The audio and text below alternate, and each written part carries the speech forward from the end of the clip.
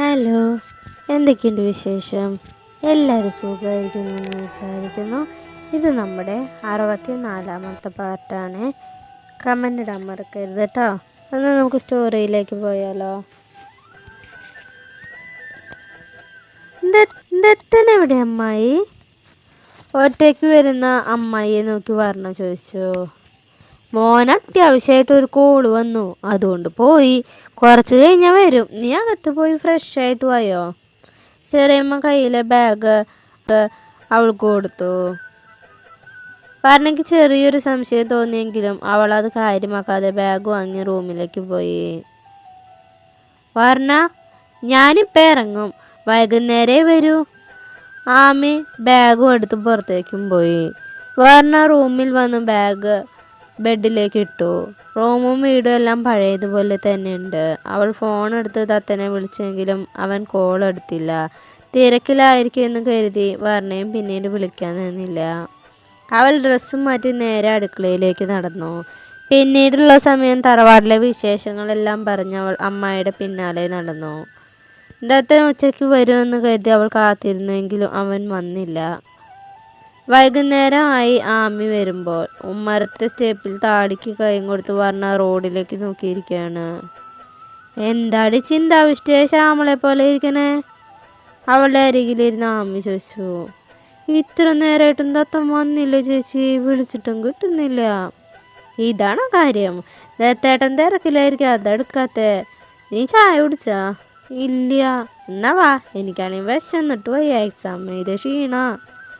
ചേച്ചിക്ക് നാളെ എക്സാം ഉണ്ടാ? ഇനി 4 ദിവസം കണ്ടിന്യൂസ് എക്സാമാണ്. നീ വാ, അമ്മ ചായ ഉണ്ടാക്കിയിട്ടുണ്ടാവും. ആമി അവളെയും കൂട്ടി അകത്തേക്ക് പോയി. കുറേ കഴിഞ്ഞ് വർണ്ണ വന്നറിഞ്ഞ് വേണിയും അനു അവിടേക്ക് വന്നിരുന്നു. കുറേ നേരം സംസാരിച്ച് നേരെ ഇരുട്ടിയിട്ടാണ് അവർ തിരികെ പോയത്. ദത്തൻ തിരുവനന്തപുരത്ത് എത്തി തനിക്ക് പരിചയമുള്ള 1-2 മേലുദ്യോഗസ്ഥന്മാരെ എല്ലാം കണ്ട് റൂമിലെത്തുമ്പോൾ രാത്രിയായിരുന്നു. വന്നതും കുളിച്ച് ഫ്രഷായി പുറത്തു പോയി ഭക്ഷണം കഴിച്ച് റൂമിൽ വന്നപ്പോഴാണ് ഫോണിൽ കുറേ കോളുകൾ. അവസാനത്തെ 10 കോളുകൾ ആമയുടെ ഫോണിൽ നിന്നാണ് എന്ന് കണ്ടതും ദത്തൻ്റെ നെഞ്ചൊന്ന് പെടഞ്ഞു. അവൻ വേഗം വർണ്ണയുടെ ഫോണിലേക്ക് വിളിച്ചു, പക്ഷെ എടുക്കുന്നില്ല. ഫോൺ സൈലൻറ്റിലായിരുന്ന കാരണമാണ് കോൾ വന്ന് അറിയാതിരുന്നത്.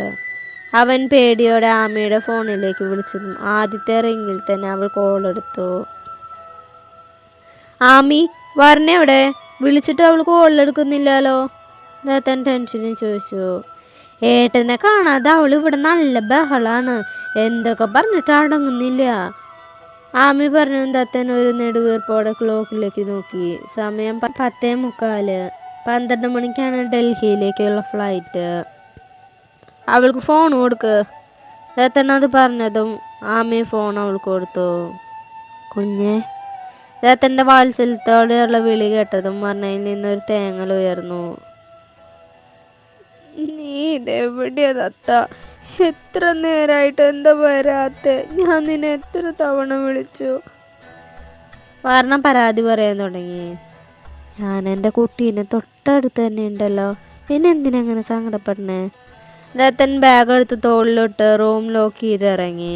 കീ റിസപ്ഷനിൽ ഏൽപ്പിച്ച് പുറത്തേക്ക് ഇറങ്ങിയത് അവന് എയർപോർട്ടിലേക്ക് പോകാനുള്ള കാർ വന്നിരുന്നു. നീ എന്താ വരാത്തേ ദത്ത? വേഗം വാ, എനിക്ക് സങ്കടം വരാ. നാളെ രാവിലെ ഞാൻ വരാം. ഇന്ന് ഞാൻ കുറച്ച് തിരക്കിലാണടാ. നാളെ എൻ്റെ കുട്ടിക്ക് ഉറങ്ങി എണീക്കുമ്പോഴേക്കും ദത്തൻ അവിടെ ഉണ്ടാവും കേട്ടോ. വേണ്ട, ഇപ്പം വാ. വർണ്ണ, വെറുതെ വാശി കാണിക്കാതെ. നീ വല്ലതും കഴിച്ചാ? ഇല്ല. അതെന്താ കഴിക്കാത്തെ? സമയം ഒരുപാടായില്ലോ, പോയി വല്ലതും കഴിക്കാൻ നോക്ക്. നീ വല്ലതും കഴിച്ചാ? കഴിച്ചു. എൻ്റെ കുഞ്ഞ് നല്ല കുട്ടിയായി ഭക്ഷണമൊക്കെ കഴിച്ച് നന്നായി കിടന്നുറങ്ങ്. ഞാൻ അപ്പോഴേക്കും എൻ്റെ കുഞ്ഞിൻ്റെ കൂടെ തന്നെ ഉണ്ട് കേട്ടാ.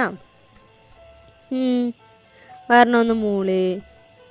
പിന്നെ നാളെ നിൻ്റെ ആമി ചേച്ചിക്ക് എക്സാം അല്ലേ, അതുകൊണ്ട് എൻ്റെ കുട്ടി ചേച്ചി ശല്യം ചെയ്യാൻ നല്ല കുഞ്ഞായിരിക്കണം. ആമി പഠിച്ചോട്ടെ. നാളെ വേഗം വരണേ ദത്ത. എന്നാൽ ഞാൻ ഫോണ് കട്ട് ചെയ്യാം. Good night. ദത്തൻ വേഗം ഫോണ് കട്ട് ചെയ്തു. അപ്പോഴേക്കും അവൻ എയർപോർട്ടിലേക്ക് എത്തിയിരുന്നു.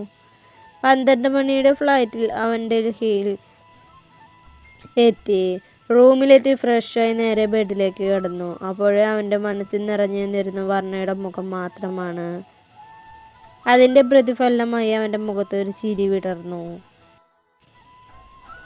ഫോൺ എടുത്ത് ഓൺ ചെയ്യാൻ നോക്കിയപ്പോഴാണ് ചാർജ് തീർന്ന് ഫോൺ സ്വിച്ച് ഓഫ് ആയത് അവൻ അറിഞ്ഞത്.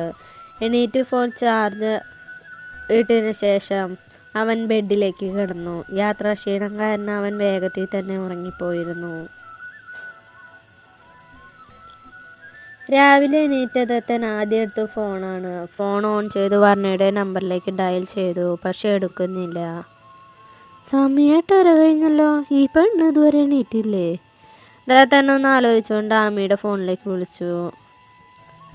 ദത്തേട്ടാ, ഈ ഫോൺ ഓഫ് ചെയ്ത് വെച്ച് നിങ്ങൾ എവിടെ പോയി കിടക്കുക? ഇന്നലെ ഒരു 11 മണി തൊട്ട് വിളിക്കുന്നയാ. ഫോണിലെ ചാർജ് തീർന്നു അതോ ഓഫായിപ്പോയി? എന്തേ, അവിടെ എന്തെങ്കിലും പ്രശ്നമുണ്ടോ? പ്രശ്നമുണ്ടോന്നാ? പ്രശ്നമേ ഉള്ളൂ. ഇന്നലെ ഏട്ടൻ വിളിച്ചു കഴിഞ്ഞപ്പോൾ അവളൊന്ന് അടങ്ങി. ഒരുമിച്ചിരുന്ന് ഭക്ഷണമൊക്കെ കഴിച്ച് ഉറക്കം വരുന്നു എന്ന് പറഞ്ഞ് അവൾ റൂമിലേക്ക് പോയി. ഞാനും അമ്മ അടുക്കളയെ ഒതുക്കുന്ന പണിയിലായിരുന്നു. അതിൻ്റെ ഇടയിൽ ഞങ്ങൾ തമ്മിൽ ദത്തേട്ടൻ തിരുവനന്തപുരം പോയ കാര്യം 5 ദിവസം കഴിഞ്ഞ് വരുമെന്നൊക്കെ സംസാരിച്ച് നിൽക്കുകയായിരുന്നു. വർണ്ണ പിന്നെ വന്ന് നിൽക്കുന്ന കാര്യം ഞങ്ങൾ അറിഞ്ഞില്ല. അവളെല്ലാം കേട്ടു. അപ്പം തുടങ്ങിയ കരച്ചില്ല. ദത്തേട്ടനെ വിളിച്ചിട്ടാണെങ്കിൽ കിട്ടുന്നുമില്ല. പുലർച്ചെ വരെ കരച്ചിലായിരുന്നു. പിന്നെ എപ്പോഴും ഉറങ്ങി. നോക്കിയപ്പോൾ തൊട്ടാ പൊള്ളുന്ന പനിയും. അമ്മ രാവിലെ എന്നിട്ട് ഹോസ്പിറ്റലിൽ കൊണ്ടുപോയിട്ടുണ്ട്. എനിക്ക് എക്സാം ആയ കാരണം കൂടെ പോകാനും പറ്റിയില്ല. ഞാൻ ക്ലാസ്സിലേക്ക് പോകുന്ന വഴിയാ. എന്നാൽ ശരി, അമ്മി ഫോൺ വെച്ചോ, ഞാൻ അമ്മയെ വിളിച്ചോളാം. നന്നായി എക്സാം അറ്റൻഡ് ചെയ്യട്ടാ. All the best. Thank you ഏട്ടാ. അവൾ കോള് കട്ട് ചെയ്തു. അവൾ അവിടെ ആക്കി വന്നത് തെറ്റായി പോയി എന്ന് അവനും തോന്നിയിരുന്നു. ഒപ്പം വല്ലാത്ത കുറ്റബോധവും. അവൻ വേഗം അമ്മായിയെ വിളിച്ചു. 2-3 തവണ വിളിച്ചുവെങ്കിലും കോൾ എടുക്കുന്നില്ല. അവൻ്റെ മനസ്സിൽ വല്ലാത്ത വെപ്രാളം നിറയാൻ തുടങ്ങി. ഒരു നിമിഷം തിരിച്ചു പോയാലോ എന്ന് വരെ ചിന്തിച്ചു. അപ്പോഴേക്കും അമ്മായി തിരിച്ചു വിളിച്ചിരുന്നു. അമ്മായി, അവൾക്ക് എങ്ങനെയുണ്ട്? ഞാൻ ഉടൻ തന്നെ തിരിച്ചു വരാം. ഏയ് വേണ്ട മോനെ, ഞങ്ങൾ ഹോസ്പിറ്റലിൽ പോയി ഇപ്പോൾ വന്നോളൂ. അവൾക്ക് കുഴപ്പമൊന്നുമില്ല. ഇന്നലെ ഒരുപാട് കരഞ്ഞ കാരണമാണ് പനി വന്നത്. ചെറുപ്പം മുതൽ പെണ്ണിന് നല്ല വാശിയാ. അതാ കരഞ്ഞിട്ടാണെങ്കിലും നിന്നെ ഇവിടെ എത്തിക്കണമെന്ന് കരുതിയിട്ടുണ്ടാവും. പക്ഷെ അവസാനം പനി വന്നു എന്ന് മാത്രം. ഞാൻ ഉച്ചയാകുമ്പോഴേക്ക് എത്താം. വേണ്ടാന്നേ, ഞാൻ അവൾക്ക് ഫോൺ കൊടുക്കാം. മോനെല്ലാം പറഞ്ഞ് മനസ്സിലാക്കി കൊടുക്ക്. ചെറിയ കുട്ടിയൊന്നുമല്ലല്ലോ, കാര്യം പറഞ്ഞാൽ മനസ്സിലാവും. പിന്നെ അവളോടൊരു വാക്ക് പോലും പറയാതെയല്ലേ പോയ, അതിൻ്റെ സങ്കടം കാണും. അമ്മായി ഫോൺ വർണ്ണയ്ക്ക് കൊടുത്തു. ദത്തന സംസാരിക്ക്. അമ്മായി പറഞ്ഞതും വർണ്ണ ഫോൺ വേഗം വാങ്ങി. നീ എന്നെ പറ്റിച്ചൂല്ലേ? എന്നോട് കള്ളം പറയാൻ പാടില്ല എന്ന് പറഞ്ഞിട്ട് നീ തന്നെ എന്നോട് കള്ളം പറഞ്ഞൂല്ലേ? എന്നെ വിട്ട് പോവില്ല എന്ന് പറഞ്ഞിട്ട് എന്നെ ഇവിടെ ആക്കിയിട്ട് പോയില്ലേ? ഏങ്ങിക്കൊണ്ടുള്ള വർണ്ണയുടെ ശബ്ദം കേട്ട് ദത്തൻ്റെ ഉള്ളൊന്ന് പിടഞ്ഞു. സോറിടാ, എനിക്കറിയാം ഞാൻ പറയാതെ വന്നത് തെറ്റാന്ന്. പക്ഷേ ഞാൻ പറഞ്ഞിരുന്നെങ്കിൽ നീ എന്നെ പോവാൻ സമ്മതിക്കായിരുന്നോ? അതല്ല ഞാൻ കള്ളം പറഞ്ഞേ. വേണ്ട, എനിക്കൊന്നും കേൾക്കണ്ട. എൻ്റെ അടുത്ത് എത്രയും പെട്ടെന്ന് നീ എത്തണം. ഇല്ലെങ്കിൽ പിന്നെ നീ എന്നോട് മിണ്ടാക്കൂടെ വരണ്ട. ഞാൻ പറഞ്ഞു ഒന്ന് മനസ്സിലാക്കും കുഞ്ഞേ, അത്രയും അത്യാവശ്യമായ കാര്യമാണ്. അല്ലെങ്കിൽ എൻ്റെ കുട്ടീനെ ഒറ്റയ്ക്കാക്കിയിട്ട് ദത്തം പോവോ? നിനക്ക് ഞാനാണോ നിൻ്റെ അത്യാവശ്യമാണോ വലുത്? ഇന്ന് രാത്രിക്കുള്ളിൽ നീ ഇവിടെ എത്തിയിരിക്കണം. വർണ്ണ തറപ്പിച്ചു പറഞ്ഞു. എനിക്ക് എൻ്റെ കുഞ്ഞ് തന്നെ വലുത്. പക്ഷെ ഇന്ന് രാത്രിക്ക് വരാൻ പറ്റുമെന്ന് തോന്നുന്നില്ല. ഞാൻ നാളെ രാവിലെ ആകുമ്പോഴേക്ക് എത്താം. വേണ്ട, ഇന്ന് തന്നെ നീ എത്തണം. വർണ്ണയും വാശിയിൽ തന്നെയായിരുന്നു. എനിക്കിപ്പം തന്നെ നിൻ്റെ അടുത്ത് എത്തണം എന്നുണ്ട്. പക്ഷെ ഞാനിപ്പോൾ കേരളത്തിലല്ലടാ, ഞാൻ ഡൽഹിയിലാണ്. റിട്ടേൺ ടിക്കറ്റ് പെട്ടെന്ന് കിട്ടാൻ ബുദ്ധിമുട്ടായിരിക്കും. ഞാൻ നാളെ രാവിലെ ആകുമ്പോഴേക്ക് എത്താം. നീ വീണ്ടും കള്ളം പറയാലോ ദത്താ. ഇവരെല്ലാവരും പറഞ്ഞ നീ തിരുവനന്തപുരത്താണെന്നാലോ? ആയിരുന്നു, പക്ഷെ ഇന്നലത്തെ രാത്രിയിലെ ഫ്ലൈറ്റിന് ഞാൻ ഇവിടെ എത്തി. എന്നോട് സ്നേഹമാണ്, തേങ്ങയാണ്, മാങ്ങയാണെന്നൊക്കെ നീ വെറുതെ പറയുക. അല്ലെങ്കിൽ ഒരു വാക്ക് പോലും പറയാതെ എന്നോട് കള്ളം പറഞ്ഞ് നീ അത്രയും ദൂരം പോവോ? ദത്തൻ്റെ മറുപടി പോലും കേൾക്കാൻ കഥ പറഞ്ഞ ദേഷ്യത്തിൽ ഫോൺ കട്ട് ചെയ്തു. വൈകുന്നേരം എക്സാം കഴിഞ്ഞ് വീട്ടിലേക്ക് വരുമായിരുന്നു ആമി. പതിവില്ലാതെ വീടിന് മുന്നിലായി ഒരു വൈറ്റ് കാറ് കിടക്കുന്നത് കണ്ട് അവൾ റോഡിൽ തന്നെ കണ്ടിരുന്നു. സംശയത്തോടെ പടി കടന്ന് അകത്തേക്ക് വന്ന ആമി കാറിൻ്റെ ബോണറ്റിൽ ചാരി നിന്ന് ആരോടോ ഫോണിൽ സംസാരിക്കുന്ന പാർത്തിയെ കണ്ട് അമ്പരന്നു. ആമിയെ കണ്ടത് അവൻ ഫോൺ കട്ട് ചെയ്ത് പോക്കറ്റിലിട്ടു. ഏട്ടാ, എന്താ ഇവിടെ? എന്തെങ്കിലും പ്രശ്നമുണ്ടോ? അവൾ ടെൻഷനോടെ ചോദിച്ചു. പ്രശ്നമുണ്ട്, കുറച്ച് സീരിയസ് ആണ്. അയ്യോ, വർണ്ണയ്ക്ക് എന്തെങ്കിലും? ആമി പെട്ടെന്ന് അകത്തേക്ക് ഓടാൻ നിന്നു. പാർത്തി അവളുടെ കയ്യിൽ കയറി പിടിച്ചു. പ്രശ്നം വർണ്ണയ്ക്കല്ല, എനിക്കാ. ഏട്ടനോ? എന്താ പറ്റിയേ? അവളുടെ മുഖത്ത് പരിഭ്രമം നിറഞ്ഞു. നമ്മുടെ കാര്യം വീട്ടിലെല്ലാവരും അറിഞ്ഞു.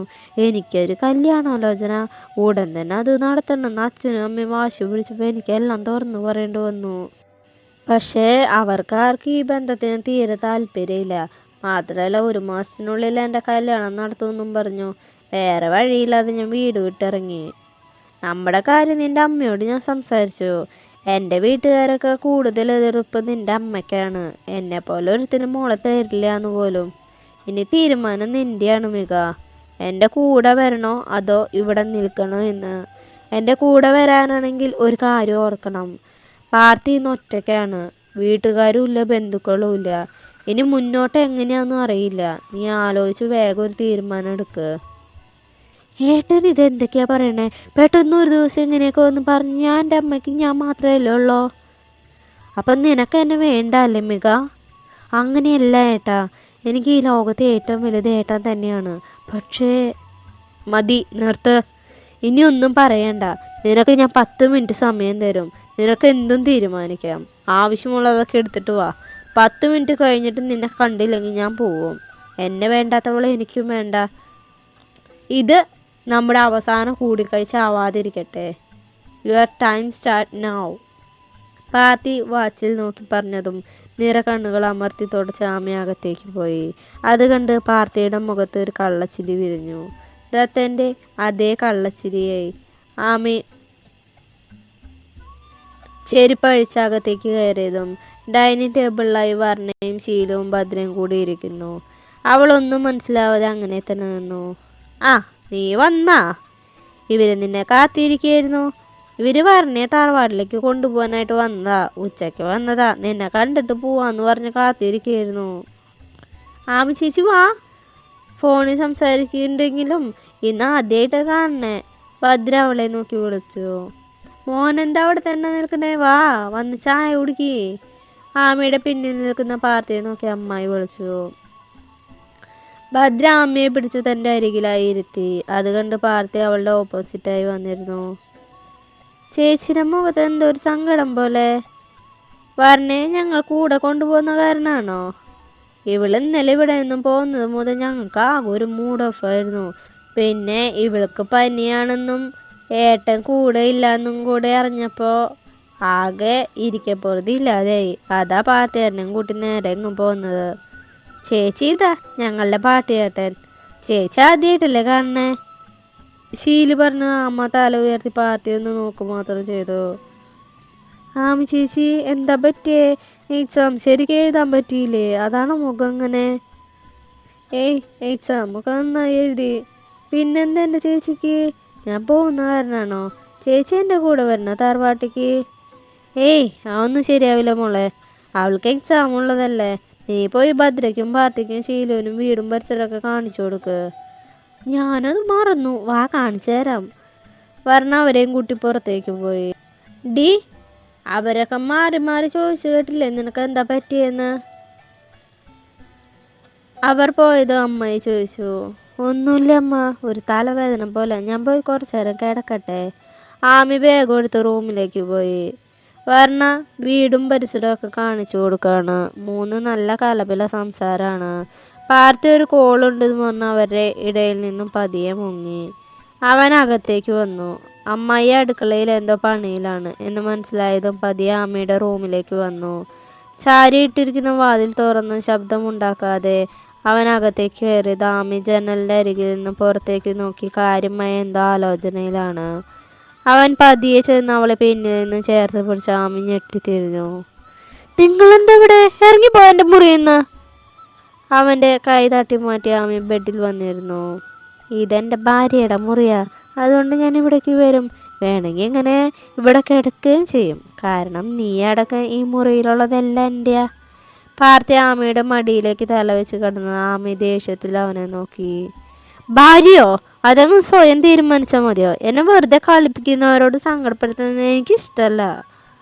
അവൾ ദേഷ്യത്തിൽ തൻ്റെ മടിയിൽ നിന്ന് പാർത്തിയുടെ തലയെടുത്ത് മാറ്റാൻ നിന്നതും അവൻ അവളുടെ ഇടുപ്പിലൂടെ ചുറ്റിപ്പിടിച്ചു. എൻ്റെ മാത്രം മിക.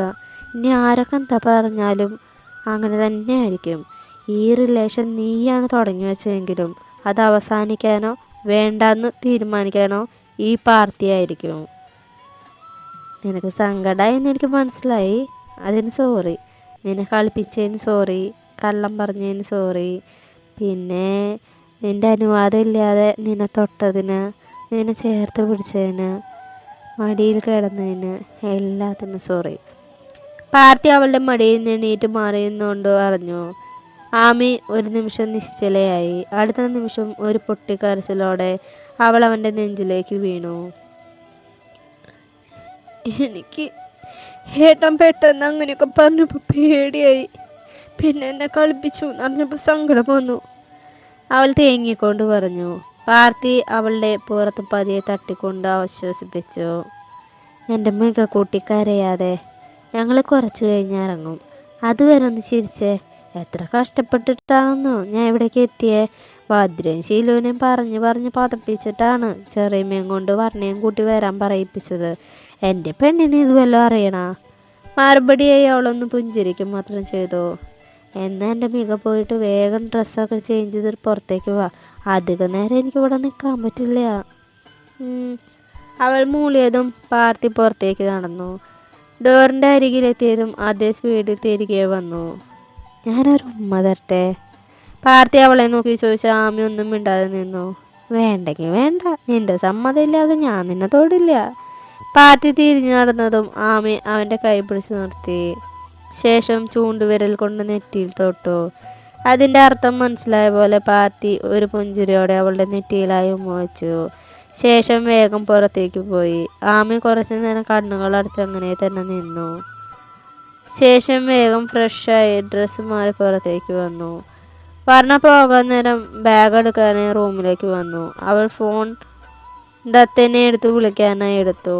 10 മിനിറ്റ് മുമ്പ് ദത്തൻ്റെ കുറേ മിസ് കോളുകൾ കിടക്കുന്നുണ്ട്. അവൾ തിരികെ വിളിച്ച് 2 സെക്കൻഡിൽ തന്നെ ദത്തൻ കോൾ അറ്റൻഡ് ചെയ്തു. കുഞ്ഞേ, ദത്തനോട് പിണക്കാണോടാ? ഫോൺ എടുത്തും ദത്തൻ ചോദിച്ചു. അതിൽ നിന്ന് അവൻ്റെ എല്ലാ സങ്കടവും പരിഭവവും എല്ലാം നിറഞ്ഞിരുന്നു. ഞാൻ തറവാട്ടിലേക്ക് പോവാ, പാർത്തിയേട്ടൻ വന്നിട്ടുണ്ട്. സ്വരം ഘടിപ്പിച്ചിട്ടുള്ള വർണ്ണയുടെ ശബ്ദം കേട്ട് ദത്തന് ചിരി വന്നിരുന്നു. എൻ്റെ കുട്ടി അപ്പോൾ പോവാണോ? നീ നിനക്ക് ഇഷ്ടമുള്ളപ്പോൾ വന്നാൽ മതി. നാളെ ഇനി ഓടിപ്പിടിച്ച് വരണ്ട. പിന്നെ ഞാൻ നിന്നോട് മിണ്ടത്തില്ല. ആണോ? പിന്നെ എന്തിനാ എന്നെ വിളിച്ച് പോവാന്ന് പറഞ്ഞേ? അത് പിന്നെ സാമാന്യ മര്യാദ, അത്രേ ഉള്ളൂ. എന്നാ പറ്റിച്ചതും പോരാ, എന്നെ നീ കളിയാക്കല്ലേ? നിന്നെ വിളിച്ച് എന്നാ പറഞ്ഞാൽ മതിയല്ലോ, ഞാൻ കോള് കട്ട് ചെയ്യാം. അവൾ ദേഷ്യത്തിൽ പറഞ്ഞു. അയ്യോ വെക്കില്ലേ, ഒരു കാര്യം പറയട്ടെ. പാർത്തി എന്നെ വിളിച്ചിരുന്നു നിന്നെ കൊണ്ടുപോവാന്ന് പറയാൻ. എൻ്റെ കുട്ടി അവിടെ നല്ല കുട്ടിയായിരിക്കണം കേട്ടാ. ഒറ്റയ്ക്ക് എവിടെയും പോവരുത്, സൂക്ഷിക്കണം. പിന്നെ പഠിക്കണം. എല്ലാം ഒന്ന് വായിച്ച് മനസ്സിലാക്ക്. ഞാൻ വന്നിട്ടെല്ലാം നന്നായി എക്സ്പ്ലെയിൻ ചെയ്ത് പറഞ്ഞു തരാം. ഞാൻ പറയുന്നത് കേൾക്കുന്നുണ്ടോ നീ? ചെയ്യാം. അത്തനോട് എൻ്റെ കുട്ടിക്ക് ദേഷ്യമാണോ? അത് ചോദിക്കുമ്പോൾ അവൻ്റെ സ്വരം വല്ലാതെ ഇടറിയിരുന്നു. നീ നാളെ വരുമോ ദത്ത? എനിക്ക് നിന്നെ കാണാൻ സങ്കടം വരാ. എനിക്ക് നിന്നെ കാണണം. അവൾ നിറഞ്ഞ മിഴികൾ തുടച്ചു. ഇനി 4 ദിവസം കൂടെ കഴിഞ്ഞാൽ ഞാൻ അങ്ങെത്തുമല്ലോ. പിന്നെ എൻ്റെ കുട്ടിയെ ഒറ്റയ്ക്കാക്കി ദത്തന് എവിടെയും പോവില്ല. പുറത്തെ മാടി ദത്ത, നീ എന്നോട് മിണ്ടണ്ട. 4 ദിവസം കഴിഞ്ഞ് വരാൻ പോലും വേണ്ട. നീ അവിടെ തന്നെ വേറെ പെണ്ണും കെട്ടി സുഖമായിട്ട് ജീവിച്ചോ. ഞാൻ ഇനി നിന്നെ വിളിക്കില്ല. അത് പറഞ്ഞ് കോള് കട്ടാക്കി. ഞാൻ അവിടെ പോയിരുന്ന് പഠിക്കണല്ലേ? ബാക്കി നീ വന്ന് പഠിപ്പിക്കും അല്ലേ? ബുക്കില്ലാതെ നീ എന്നെ പഠിപ്പിക്കുന്നത് എനിക്കൊന്ന് കാണണം. അവൾ തൻ്റെ ബാഗ് തുറന്ന് അതിലെ ബുക്കെല്ലാം എടുത്ത് ടേബിളിൽ പുറത്ത് വെച്ചു. അയ്യോ, ഇന്നലെ ആമി ചേച്ചി ക്ലാസ്സിൽ പോയപ്പോൾ എനിക്കിവിടെ വെറുതെ ഇരുന്ന് ബോറടിച്ചു. അപ്പം ഞാൻ ഈ ബുക്കെല്ലാം എടുത്ത് വായിച്ചു നോക്കി. പക്ഷെ തിരിച്ചു വരുമ്പോൾ ഞാൻ കൊണ്ടുവരാൻ മറന്നു പോയതെത്താ. അവൾ കണ്ണാടി നോക്കി പറഞ്ഞ് ചിരിച്ചു. ശേഷം ബാഗ് എടുത്ത് പുറത്തേക്ക് നടന്നു. അവൾ വൈകുന്നേരത്തോടെ അവിടെ നിന്ന് യാത്ര പറഞ്ഞിറങ്ങി. ആമയെ കൊണ്ടു പോകണം എന്നുണ്ടായിരുന്നെങ്കിലും അവൾക്ക് എക്സാമായ കാരണം അതിന് കഴിഞ്ഞില്ല. പോകുന്ന വഴി അനുവിൻ്റെയും വേണിയുടെയും വീട്ടിൽ കയറിയ ശേഷമാണ് അവർ പോയത്. രാത്രിയോടെ അവർ വീടെത്തി. യാത്രാക്ഷീണം കാരണം പറഞ്ഞ ഭക്ഷണം കഴിച്ച് റൂമിലേക്ക് പോയി. ശീലവും ഭദ്രയും പഠിക്കണമെന്നുള്ള കാരണം അവൾ കുറച്ച് നേരം റൂമിൽ തന്നെ ഇരുന്നത്. അവിടെ ഇരിക്കുമ്പോൾ ദത്തൻ കൂടെ ഉള്ള പോലെ ഒരു ഫീലാണ്. കുറേ നേരം കഴിഞ്ഞ് ഭദ്ര വന്ന് വിളിച്ചപ്പോൾ അവൾ താഴെ ഇറങ്ങി അവരുടെ റൂമിലേക്ക് പോയി അവരുടെ ഒപ്പം കിടന്നു. തറവാട്ടിലേക്ക് വന്നുവെങ്കിലും അവൾക്ക് അവിടെ ദത്തനെ വല്ലാതെ മിസ് ചെയ്യുന്നുണ്ടായിരുന്നു. എങ്കിലും അവനെ വിളിക്കാനും സംസാരിക്കാനും അവൾ നിന്നില്ല. അങ്ങനെയെങ്കിലും ദത്തൻ വേഗം തിരികെ വരണമെന്നായിരുന്നു അവളുടെ ആഗ്രഹം. പിറ്റേ ദിവസം അന്നത്തെയും പോലെ നേരം വൈകിയാണ് അവൾ എണീറ്റത്. വർണ്ണ പോയതിൻ്റെ സങ്കടത്തിൽ ഒരു ദിവസവും അവളെ വീട്ടിലേക്ക് വിളിക്കാൻ പോയതിൻ്റെ പേരിൽ 2 ദിവസം ലീവ് എടുത്തുകൊണ്ട് രാവിലെ തന്നെ ചെറിയമ്മ ശീലുവിനെയും ഭദ്രയും ക്ലാസ്സിലേക്ക് ഓടിച്ചു വിട്ടു. മുത്തശ്ശി വലിയ അടുപ്പം കാണിക്കുന്നില്ല എങ്കിലും വർണ്ണയോട് ചെറിയ രീതിയിൽ സംസാരിക്കാൻ തുടങ്ങി. ദത്തൻ്റെ അമ്മ ഇപ്പോഴും മൗനവ്രതത്തിലാണ്. മാലതി വർണ്ണയെ കാണുമ്പോൾ ഒന്ന് പുച്ഛിക്കുക എന്നല്ലാതെ വേറെ ഉപദ്രവങ്ങളൊന്നും ചെയ്യാറില്ല. ദത്തൻ സ്ഥലത്തില്ലാത്തതുകൊണ്ട് പാർവതിക്ക് നല്ല തിരക്കാണ്.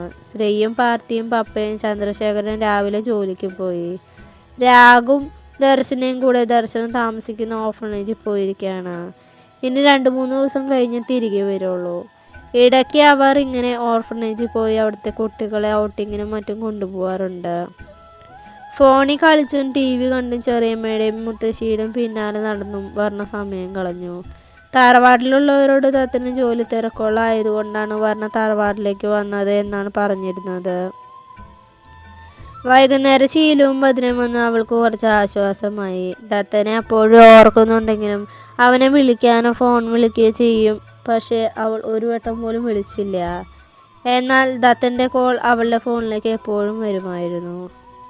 രാത്രി ഭക്ഷണം കഴിച്ചു കഴിഞ്ഞ് വർണ്ണ മുകളിലെ ബാൽക്കണിയിൽ ഇരിക്കുകയാണ്. താഴെ ഭദ്രയും ശീലവും നല്ല പഠിപ്പിലാണ്. വർണ്ണയ്ക്ക് പണ്ട് മുതലേ പഠിപ്പ് അലർജി ആയതിനാൽ അവൾ മുകളിൽ തന്നെ ഇരിക്കുകയാണ്. എന്താ ഇവിടെ ഒറ്റയ്ക്കിരിക്കണേ? അവളുടെ അടുത്തുള്ള ചെയറിലിരുന്ന് പാർത്തി ചോദിച്ചു. ഒന്നുമില്ല ഏട്ടാ, ഞാൻ വെറുതെ ഓരോന്നാലോചിച്ചിരുന്നതാ. എത്ര സ്വന്തമൊക്കെയാണെന്ന് പറഞ്ഞാലും ഇന്നത്തെ കാലത്ത് ആരെയും മനസ്സിലാക്കാൻ പറ്റില്ല. കൂടെ നടന്ന് പറ്റിക്കുന്നവരാണ് കൂടുതൽ പേരും. പക്ഷെ അവരുടെ വിചാരം നമ്മളൊന്നും അറിയുന്നില്ല എന്നാ. ദത്തം പറയാതെ പോയതിനെ കുറിച്ചാണ് എന്ന് കരുതി വർണ്ണ പറയുന്നതിൻ്റെ മറ്റൊരർത്ഥം മനസ്സിലാക്കാതെ പാർത്തി വെറുതെ തലയാട്ട് മാത്രം ചെയ്തു. ഞാനൊരു കാര്യം പറഞ്ഞാൽ വർണ്ണ മറ്റാരോടെങ്കിലും ഈ കാര്യം പറയരുത്.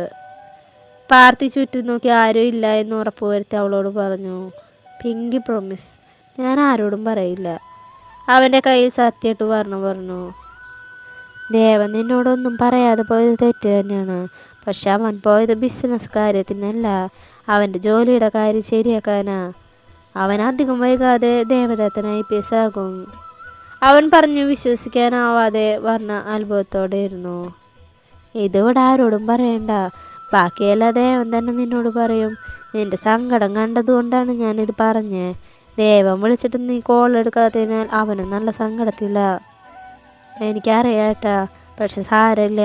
എന്നോട് കള്ളം പറഞ്ഞില്ലേ, പറ്റിച്ചില്ലേ, എന്നെ സങ്കടപ്പെടുത്തിയില്ലേ. അവനും കുറച്ച് സങ്കടപ്പെടട്ടെ, എന്നാലും അവൻ വേഗം വരുള്ളൂ. അതുവരെ ഞാൻ അങ്ങനെ പിണങ്ങി തന്നെ നടക്കും. പിന്നീട് പലതവണ പാർത്തി ഓരോന്ന് പറഞ്ഞ് അവളെ അനുനയിപ്പിക്കാൻ നിന്നെങ്കിലും അവൾ അതിന് സമ്മതിക്കാതെ നിന്നു. അതോടെ പാർത്തിയും കീഴടങ്ങി. പിന്നെ അവർ ദത്തൻ്റെയും പാർത്തിയുടെയും ശ്രീയുടെയും ധ്രുവിയുടെയും ചെറുപ്പകാലത്തെ കഥകൾ പറഞ്ഞിരുന്നു. കുറെ കഴിഞ്ഞ് ശീലു വന്ന് വിളിച്ചപ്പോൾ അവൾ റൂമിലേക്ക് പോയി. പിറ്റേ ദിവസം പ്രത്യേക മാറ്റങ്ങളൊന്നുമില്ലാതെ കടന്നുപോയി. വൈകുന്നേരം ക്ലാസ് കഴിഞ്ഞ് വന്ന് ശീലുവും ഭദ്രയും വർണ്ണയും ഓരോ വിശേഷങ്ങൾ പറഞ്ഞിരിക്കുകയായിരുന്നു. ആ സമയം ഒരു കാറ് പാലക്കൽ തറവാടിൻ്റെ മുന്നിൽ വന്നു നിന്നു. അവർ 3 പേരും പരസ്പരം സംശയത്തോടെ കാറിലേക്ക് നോക്കി. ആരായിരിക്കും അത്? ഇനി ദത്തനാണോ? പറഞ്ഞ് പിരിഞ്ഞിരിക്കാൻ പറ്റാത്ത കാരണം വന്നതായിരിക്കുമോ? പിന്നെ എന്താണ് പിള്ളേരെ, സ്റ്റിക്കർ ഇട്ട് സഹായിക്കുന്നവർക്കും റിവ്യൂ പറയണവർക്കും കമൻ്റ് ഇടുന്നവർക്കും എല്ലാവർക്കും ഒരുപാട് താങ്ക്സ് കേട്ടോ. അപ്പം നമ്മുടെ ഇന്നത്തെ സ്റ്റോറി ഇവിടെ തീർന്നു. നല്ലൊരു പാർട്ടായിട്ട് പിന്നെ കാണാം. Bye, thank U.